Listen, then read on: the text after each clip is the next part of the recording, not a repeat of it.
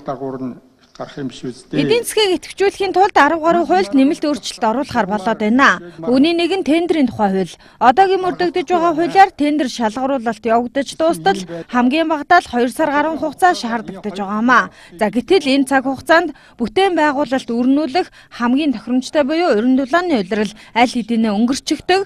Тиймээс тендерийн тухай хуулийн шинжилсэн найруулгаар тендерийн үнийн өрсөлдөөнийг чанарын өрсөлдөөнд шилжүүлж, тендерийг үнэлэх үндсэн шалгуур нь тухайн тендерийн гүйцэтгэлийн чанар, за ажилчдын чадвараар хэмжигдэж байхаар хуулийн төсөлд тусгажээ. Орон нутгийн компаниудад ямар давуу эрх олох вэ гэхээр тэгэхээр энэ хуулийн дээр бол орон нутагт үйлдвэрлэсэн бараа ажил үйлчгийг маш ихээр нийлүүлж байгаа.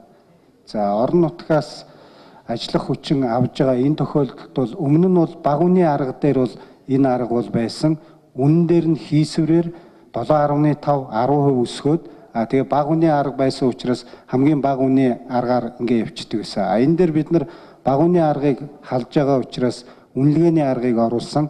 Тэрүүчийн хэлж байгаа нөгөө чадвархын үнэлгээгээ бид нар орон нутгаас ажиллах хүч ихээр авсан бараа ажил үйлчлэгээ нийлүүлж байгаа бол тэр компани үнэлгээг нь хийсвэрээр нэмэгдүүлж давуу эрх олгож байгаа ийм зохицуулт бол орсон байна. Компаниудын ажлын туршлага гэж нэг сайхан байгаамаа. Урд нь л одоо олон тендер авдаг байсан компаниуд хойштоож тендер авах магадлал нь өндөр. Тэгээ шинэ компани тийм үнэхээр чадвартай инженерүүд, чадвартай техник, сайн техник, чадвартай ажилтнуудыг авсан байсан ч гэсэн ажил авах болцоо байхгүй. Тэгээ энэ дээр ямар дэвшил одоо ямар юм гарч байгаа. Бид нар компаниг одоо тухай мэдээлэл сантай болох гэж нэгдсэн мэдээлэл сантай.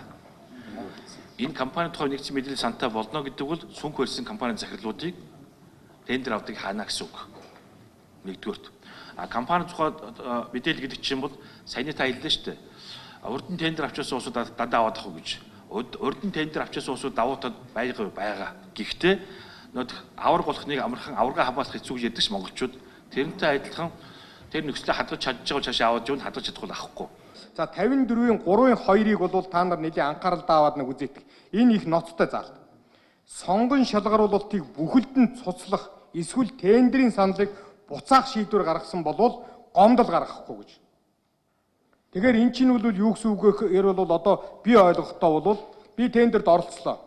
Тэгтэл одоо тендерт оролцогч байж итл ингээд саналаа өгсөн байтал тендерийг бүхэлд нь цуслаад юм уу? Энэ тендерийн саналыг буцаах шийдвэр нөгөө комиссоос гаргасны дараачаар бол би гомдол гаргах эрхгүй байна гэж.